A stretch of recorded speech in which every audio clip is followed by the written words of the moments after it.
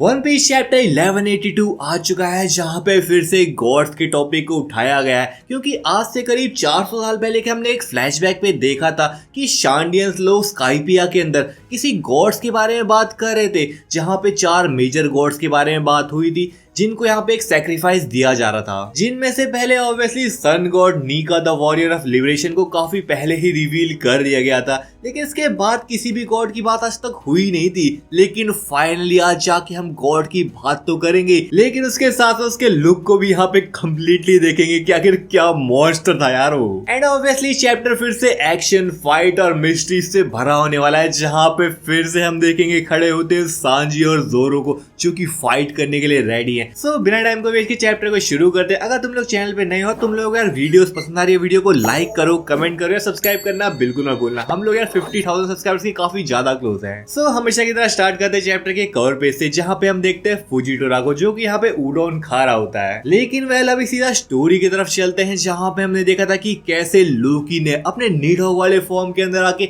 ईमू के ऊपर एक लाइटनिंग स्ट्राइक किया था, जहाँ पे ईमू भाई यहाँ पे एडम ट्री के ऊपर छपसा गया था। एंड उसके ऊपर लाइटनिंग स्ट्राइक लगता तो है, लेकिन यहाँ पे उससे पहले ही ईमू सम काइंड ऑफ बैरियर को क्रिएट कर लेता है, जिसकी वजह से वो उतना इंजर्ड नहीं हो पाता। एंड वेल क्योंकि लोकी का साइज यहाँ पे कुछ ज्यादा ही बड़ा है, इवन तो यहाँ पे ईमू ने भी अपने साइज को इंक्रीज कर लिया, लेकिन इसके बावजूद भी यहाँ पे लोकी उसको ट्रैक करने में काफी मुश्किल हो रही है, लेकिन फिर भी यहाँ पे लोकी उसकी प्रेजेंस को फील कर सकता है। सो यहाँ पे हम यही सीन देखते हैं कि लोकी अपने निडॉग वाले फॉर्म को यूज करके हवा में उड़ रहा है। उसके सर पे यहाँ पे रागनी यानी कि स्क्विरल बैठा हुआ है, जिसके साथ साथ यहाँ पे सीन चलता है ईमू की तरफ, जो कि ये सारे सीन को देख रहा होता है। और हम आसपास का भी यहाँ पे सीन देख रहे थे कि काले बादल यहाँ पे छा रखे हैं, लाइटनिंग की धीरे धीरे करके स्ट्राइक हो रही है। इस सीन को देख के ईमू यहाँ पे काफी नॉस्टैल्जिक फील कर रहा होता है। ईमू यहाँ पे बात कर रहा होता है कि कैसे यार निडॉग को काफी टाइम बाद देख रहा है। एंड लिटरली यहाँ पे ईमू निडॉग को इस वर्ल्ड के अंदर वापस देख के उससे वापस मिल के उसको एक ट्रेटर कहता है। जहाँ पे ईमू नोटिस करता है कि आसमान से लाइटनिंग की स्ट्राइक्स तो हो रही हैं, लेकिन इसके साथ साथ स्नो भी पड़ना अब चालू हो चुकी है,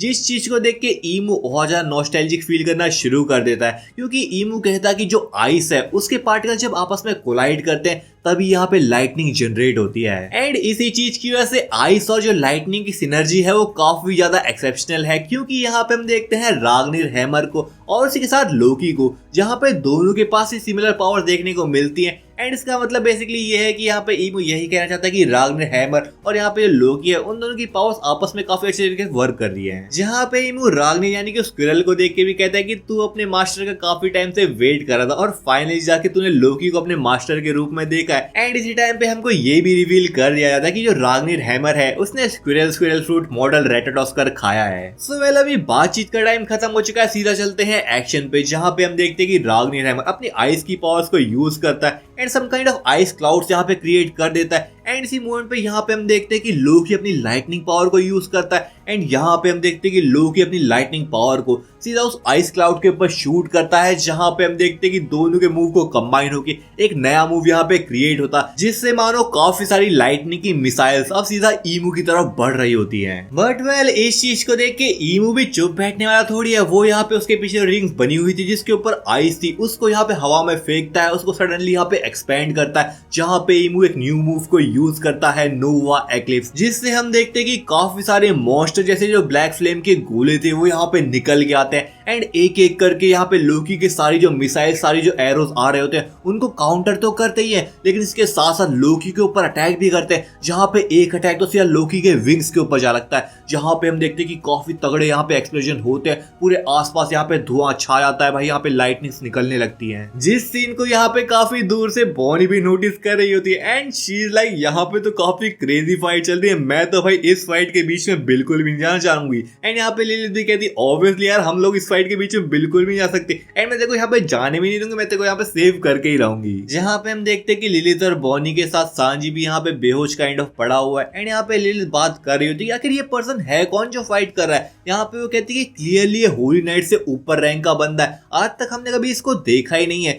लेकिन फिर वो बात करती है कि जो वर्ल्ड गवर्नमेंट है वो 800 साल पहले की एक ऑर्गेनाइजेशन है। सो ऑब्वियसली यार वर्ल्ड गवर्नमेंट जैसी बड़ी ऑर्गेनाइजेशन के अंदर पावर स्ट्रगल ऐसे क्रिएचर को स्पॉन कर सकती है। बट वेल फिर तभी यहाँ पे हम देखते हैं कि अपने सांजी को होश आ चुका है एंड उठते ही यहाँ पे वो फाइट करने के लिए रेडी है और वो कहता है कि मेरे को यहाँ से जाना ही पड़ेगा, क्योंकि कुछ टाइम पहले का यहाँ पे हम फ्लैशबैक देखते हैं जब ईमू ने सांजी के ऊपर अटैक किया था। यहाँ पे हम देखते कि किलिंगम सांजी के पास आता है, लिटरली यहाँ पे उसको मॉक कर रहा होता है, उससे कहता है कि तू यहाँ पे बच गया, मुझे लगा नहीं था तू यहाँ पे बच जाएगा। सो यहाँ पे हम देखते कि सांजी तो जमीन में इंजर्ड पड़ा हुआ है एंड जैसे यहाँ से किलिंगम जा रहा होता है सांजी उससे पूछता है कि आखिर तू कहाँ पे जा रहा है। तो किलिंगम सिंपली उसको रिप्लाई करता है कि आखिर तुझे क्या लगता है मैं कहाँ जा रहा हूँ, मैं जो मिशन यहाँ पे कंप्लीट करने के लिए आया था उसको कंप्लीट करके ही रहूंगा। एंड ये कह के यहाँ पे किलिंगम तो ये तय कहता है कि मेरे को देख एक बार तुझे लगता नहीं है मेरे अंदर पहले से भी ज्यादा यहाँ पे पावर सर्च कर रही है। बेसिकली यहाँ पे किलिंगम के कहने का मतलब ये है कि जैसे ही ईमू ने उसको अपनी ओमन पावर दी,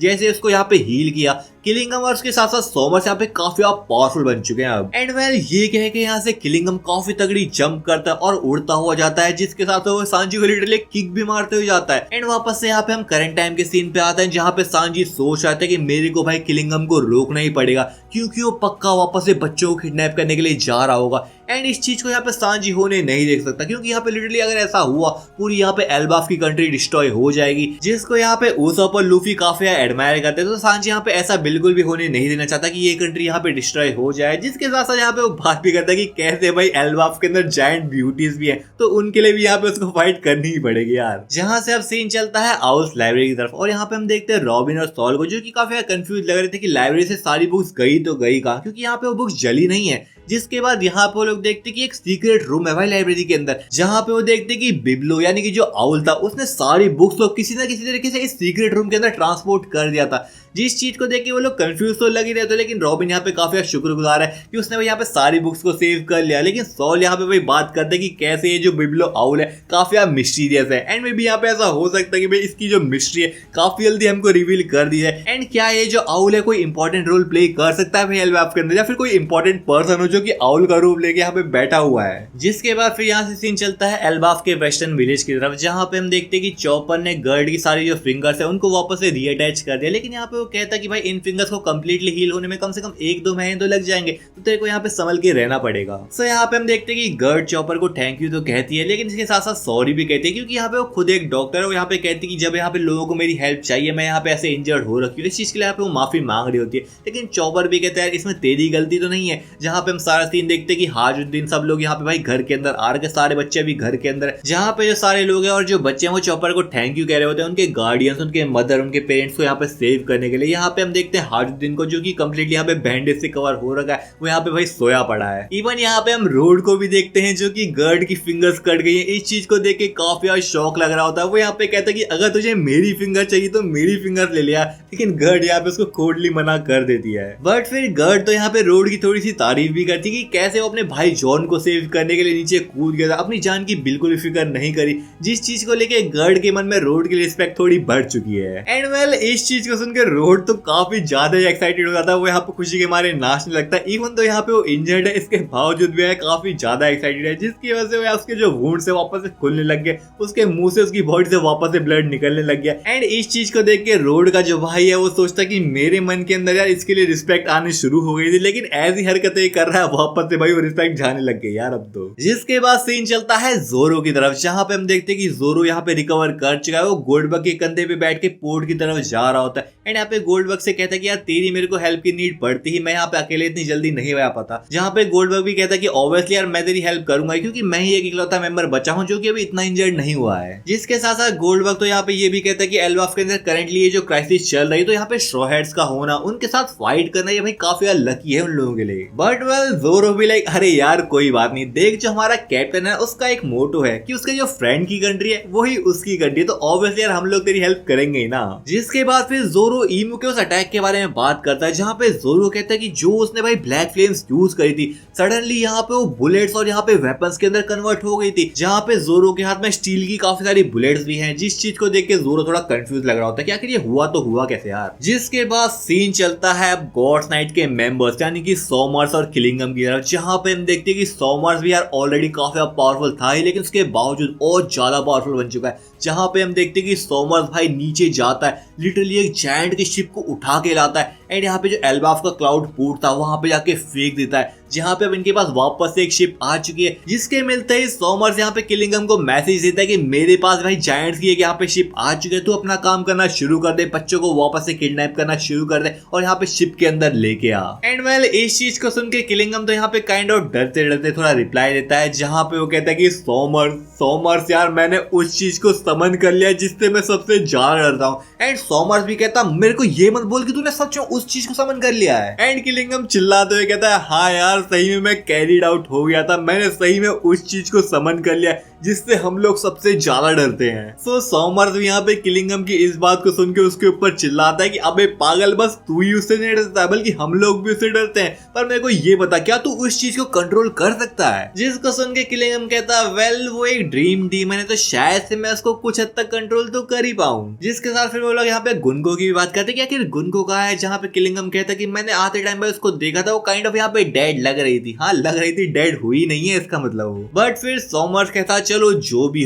भी तूने अब कर दिया है ठीक है भाई, अपना काम कर, सारे बच्चों को यहाँ पे किडनैप कर, क्योंकि एल्बाफ के अंदर खुद यहाँ पे ईमू सामा आ चुके हैं जिनको यहाँ पे इस वर्ल्ड के अंदर नीचे आना ही नहीं चाहिए था, वो यहाँ पे नीचे आ ही नहीं सकते। कुछ ना कुछ यहाँ पे रिस्ट्रिक्शन तो है भाई ईमू के ऊपर, जहाँ पे सॉमर्स कहता है कि हम लोगों को भाई अच्छे से काम करना पड़ेगा, उनकी जो एक्सपेक्टेशन है उस पर खड़ा होना पड़ेगा, तो यहाँ पे जल्दी से बच्चों को किडनैप करके शिप के अंदर लेके आ। एंड वेल इसी टाइम हम वापस से विलेज का सीन देखते हैं, जहाँ पे विलेज के ऊपर अब काफी भाई यहाँ पे भारी बारिश होने लग गई है, जिस चीज को देख के यहाँ पे सारे लोग डरने लगे। या फिर एकदम से इतनी तेज बारिश कहाँ से शुरू हो गई, मानो यहाँ पे ऐसा लग रहा है कि बारिश भाई पूरे यहाँ पे घरों को डुबा के रख देगी। एंड इसी मोमेंट पे यहाँ पे हम किलिंगम को देखते हैं जो कि भाई किसी को ऑर्डर देता है कि जाओ जाके बच्चों को यहाँ पे किडनैप कर लो। जिसके नेक्स्ट मोमेंट पे ही यहाँ पे हम देखते हैं कि सडनली एक वाटर से बना हुआ हाथ भाई घरों के अंदर एंटर करता है एंड सारे यहाँ पे बच्चों को पकड़ लेता है। यहाँ पे हम देखते हैं कॉलन को, यलवा को, जो कि उसके हाथों पे उसके पंजे में फंस चुके हैं। एंड इस चीज को देख के सब लोग सरप्राइज तो हैं कि आखिर ये हाथ है तो है किसका।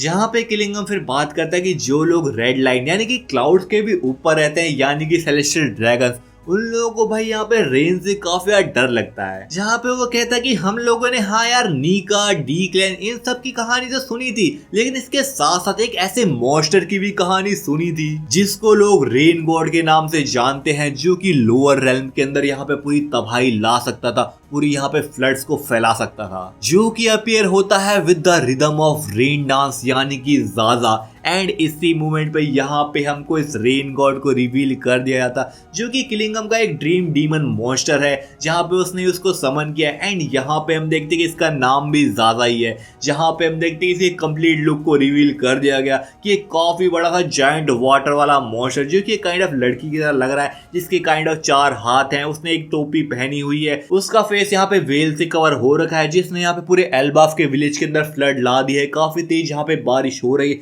सब लोग यहाँ पे डूब रहे हैं, किसी को पता नहीं भाई आखिर क्या करना है। यहाँ पे उसने यहाँ पे बच्चों को पकड़ लिया है। लिटरली भाई ये सीन काफी ज्यादा क्रेजी लग रहा है, जहाँ पे ये जो गॉडेस है, गॉड है, कुछ भी कह लो, रेन गॉड जो है, काफी क्रेजी लुक है यार इसका। एंड वेल ये जो इसका नाम है जाजा, वो रेन के साउंड इफेक्ट्स के बेसिस के ऊपर ही रखा गया है। जैसे यहाँ पे हमने सन गॉड का नाम देखा था नीका, वो भी एक चीकी स्माइल के साउंड इफेक्ट के बेसिस पे रखा गया था, क्योंकि भाई नीका ऑब्वियसली स्माइल करते रहता है, वॉरियर ऑफ लिबरेशन है, जॉय बॉय कह लो यार तुम उसको। जहाँ पे काफी लोग बात करें कि ये जो जाजा वाला साउंड इफेक्ट है यानी कि हैवी रेन वाला साउंड इफेक्ट हमको पहले भी एक बार देखने को मिला है। एंड ये हमने देखा था भाई लॉकडाउन के अंदर, जब वहां पे ड्रैगन अपीयर हुआ था, उस टाइम पे हमें यही भाई ज़ाज़ा वाला हैवी रेन का साउंड इफेक्ट देखने को मिला था। तो काफी लोग यहाँ पे रेन गॉड को फिर से ड्रैगन से कंपेयर करने लग गए कि क्या करंट वर्ल्ड के अंदर रेन गॉड और कोई नहीं बल्कि ड्रैगन ही हो सकता है यार। इवन दो करंट जो हम लोग देख रहे हैं वो एक लड़की का है, तो काफी लोगों को लग रहा है यार जो रेन गॉड है जो करंट वर्ल्ड के अंदर होनी चाहिए वो भी एक लड़की होनी चाहिए, लेकिन ऐसा होना जरूरी तो नहीं है ना यार। बट वेल अभी वापस से सॉमर्स और किलिंगम की बातों की तरफ चलते हैं, जहाँ पे किलिंगम कहता है कि मैंने भाई बच्चों को यहाँ पे पकड़ लिया, मैं वापस से शिप के अंदर उन लोगों को लेके आ रहा हूँ। एंड यहाँ पे सॉमर्स भी लाइक हम लोग काफी जल्दी यहाँ पे सेट सेल करने के लिए रेडी हैं। सो ये सब सीन एल्बाफ के विलेज के अंदर चल रहा होता है, जहाँ पे इस चीज को गोल्डबर्ग और जोरो भी नोटिस कर लेते हैं कि कुछ ना कुछ तो एल्बाफ के विलेज के अंदर हो रहा है। जहाँ पे जोरो बात करता है कि कैसे सॉमर्स और जो किलिंगम है वो पहले से अब और भी स्ट्रॉन्ग बन चुके हैं। एंड यहाँ पे वो लोग बात करते हैं कि क्या हम लोग को वापस उनको सेव करने के लिए जाना चाहिए, जहाँ पे जोरो कहता है नहीं, इसकी जरूरत हम लोगों को नहीं पड़ेगी, क्योंकि जोरो इसी मूवमेंट में भाई सांजी को नोटिस करता है। एंड सांजी भी यहाँ पे जोरो को देख लेता है। एंड दोनों भी लाइक आपस में उन दोनों को मन में तो यहाँ पे पता है कि भाई दोनों यहाँ पे आपस में एक दूसरे की चीजों को संभाल लेंगे, यानी कि जोरो यहाँ पे सोमर्स को संभाल लेगा और यहाँ पे किलिंगम को भाई यहाँ पे सांजी देख लेगा। लेकिन इसके बावजूद भी जोरो और सांजी आपस में एक दूसरे को ताना मारते हैं कि don't screw this up. And इसी मोमेंट पे यहाँ पे चैप्टर एंड होता है कि जोरो और सांजी ने एक दूसरे को एक्नॉलेज कर लिया एंड दोनों यार फाइट करने के लिए रेडी हो चुके हैं। वेल आज की चैप्टर रिव्यू वीडियो में इतना ही। अगर तुम लोगों को वीडियो पसंद आए, तुम लोग यार पता है क्या करना है। मैं मिलता हूँ तुमसे ऐसे ही चैप्टर रिव्यूज वीडियो के अंदर। तब तक के लिए सायोनारा।